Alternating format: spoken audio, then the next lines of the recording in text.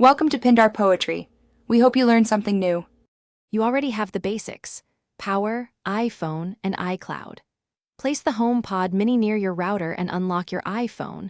The device uses proximity to start pairing. Once you see the setup animation, tap Connect and follow the prompts to transfer Wi-Fi and Apple ID settings.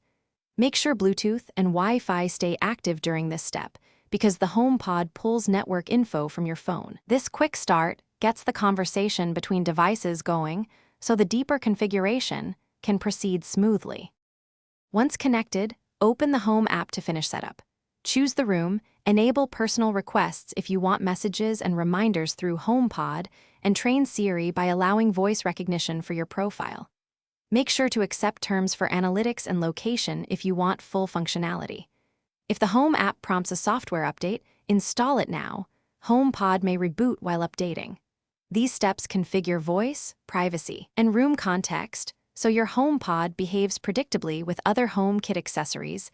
Finalize by testing audio playback. Play music, ask Siri a question, and try handoff by bringing your iPhone close to the top of the HomePod. If audio or commands fail, restart the HomePod by unplugging for 10 seconds, then plugging back in, and reboot your router. Network hiccups are the most common cause.